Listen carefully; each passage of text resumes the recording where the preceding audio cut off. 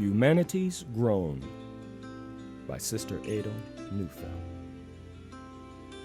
All humanity utters a collective groan. Paul heard it 2,000 years ago. For we know that the whole creation groaneth and travaileth in pain together until now, he wrote to the Romans. Albert Barnes commented on Paul's words. All is united in a condition of sorrow. The expression denotes mutual and universal grief.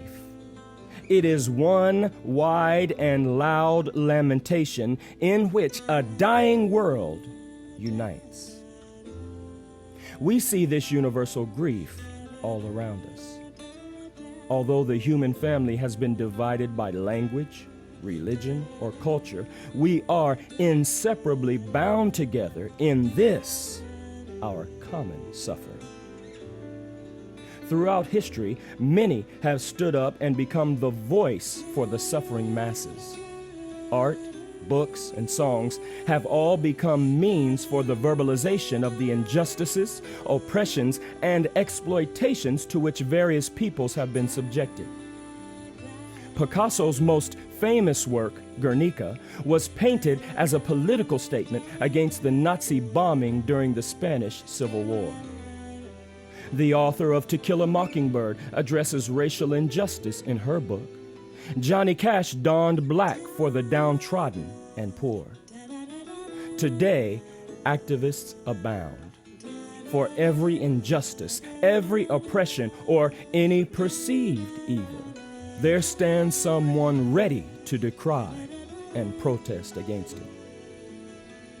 The number of causes to fight for are almost as varied as the number of activists fighting for change.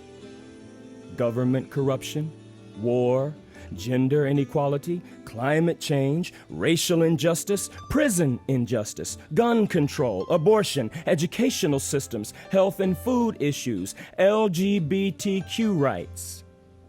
And the list goes on.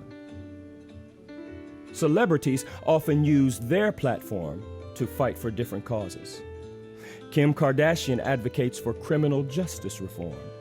Regina King strives for gender equality. LeBron James speaks out on racial inequality. Lady Gaga fiercely fights for the LGBTQ community. Beyoncé advocates for Black Lives Matter. Whatever the cause, its advocates fight boldly, passionately. Each activist is a response to the universal groan heard around the world. They have heard the cries of the oppressed, the mistreated, the suffering, and each one battles for their cause, believing that they can ease the world's pain by their courageous stand. But all the while, the real cause of this world's pain is forgotten, even denied. There was a time when humanity knew no suffering. God himself communed with mankind. The Lord of Lords walked with man. All was peace. All was joy. But Adam and Eve disobeyed. Their rebellion to the one who is love and peace brought a bitter separation between humanity and our Creator. That separation marks the beginning of our pain. Mankind's groan began the moment sin entered into our world. And only the eradication of sin can relieve our pain. It is devastating to see the very ones aiming to bring deliverance to the suffering being bound by the very cause of all our pain. Johnny Cash, while attempting to alleviate the sorrow of the downcast, perpetuated the heartache of mankind by his addictions and sins. The same is repeated the world over. While many fight passionately to relieve the sorrow all around us, they themselves are living in outright rebellion to their Creator. They do not even realize that such rebellion is the cause of the world's agonies in the first place.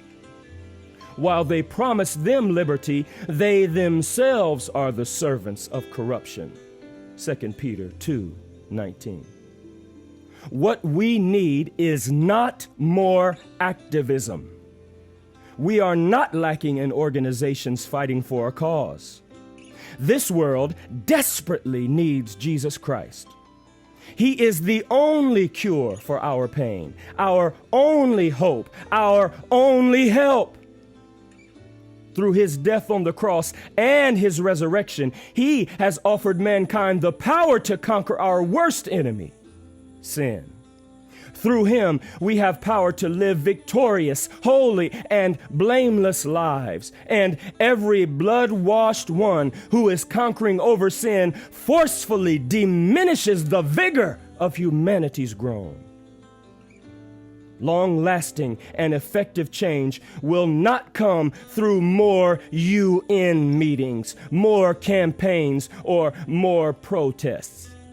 Even if all the nations would unite in a joint fight to end world suffering, it would be unavailing if the root problem of sin be left unconquered.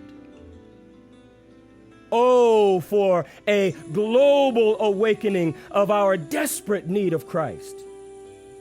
Oh, for more holy men and women who are not afraid to fight boldly against sin, all sin. Regardless of our culture, nation, or language, we are all joined by the pain that entered this world through sin. And thus, we are bound together by our universal need of the Savior.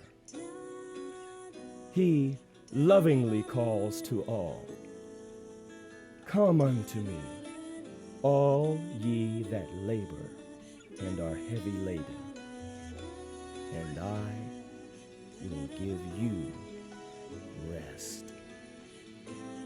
Only when we heed his call will humanity's groan be relieved.